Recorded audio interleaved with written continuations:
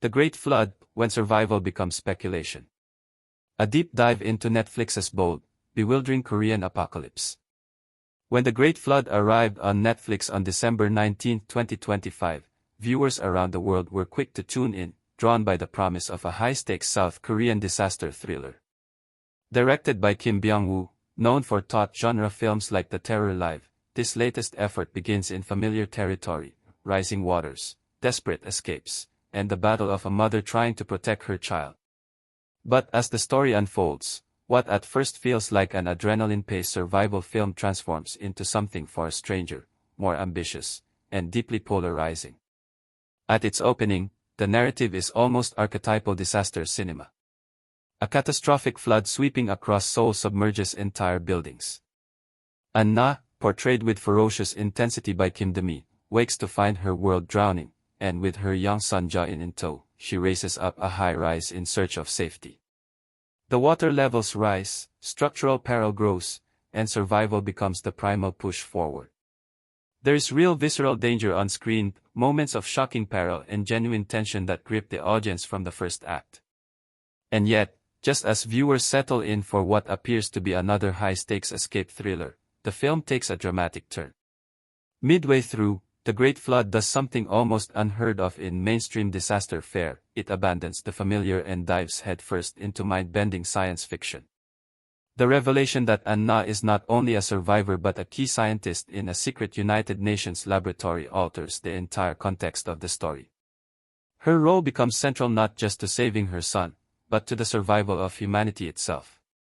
From this point on, the film unfurls in recursive loops, psychological layers, and virtual realms that test both character and viewer alike. Comparisons to films such as Edge of Tomorrow and Interstellar are inevitable, not just because of its sci-fi ambitions, but because of the way it reconfigures time, memory, and narrative expectation. There are echoes too of the surreal, existential approaches of Charlie Kaufman's works, where the structure of the story itself becomes the terrain of exploration.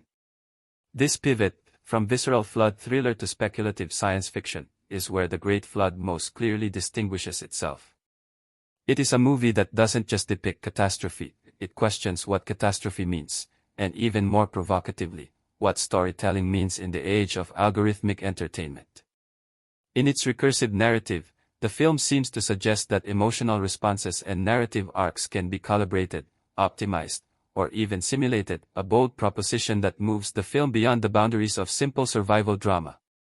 But it is also at this pivot that reactions have most sharply diverged. On the one hand, many viewers appreciate the attempt at intellectual ambition, the willingness to push past genre conventions and invite reflection rather than just adrenaline. The central emotional conflict, a mother's drive to protect her child, remains the emotional core throughout, giving the film a human anchor even as its philosophical reach expands. On the other hand, some critics and audiences find the latter half bewildering and uneven. The execution of its ideas doesn't always carry the clarity one might hope for, and the absence of a clear antagonist or traditional narrative through line leaves parts of the film feeling brittle or disjointed.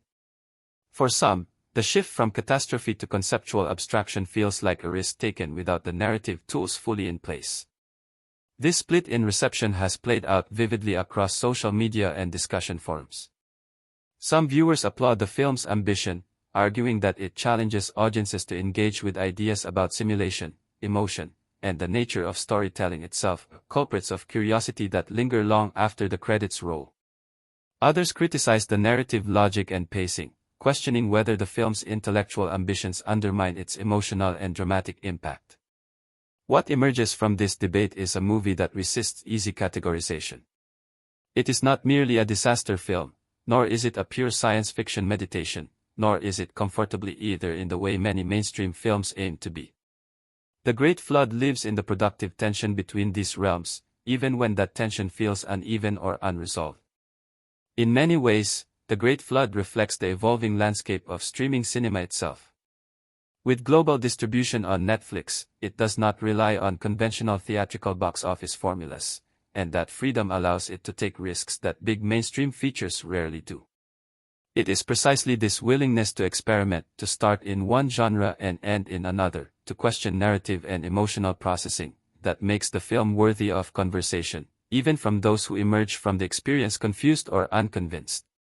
Ultimately, The Great Flood is a film about survival, not just of its characters, but of the ideas that movies can carry. It pushes audiences into uncomfortable territory, urging them to ask not just what happened to these people, but what does their story say about the stories we watch, and how we watch them. It is a movie that defies straightforward closure and thrives in the space between certainty and speculation. Whether loved or debated, The Great Flood stands out as a rare hybrid, at once a cinematic spectacle and a philosophical canvas, a reminder that even amid the rising waters of genre expectation, there is room to explore the deeper currents beneath the surface.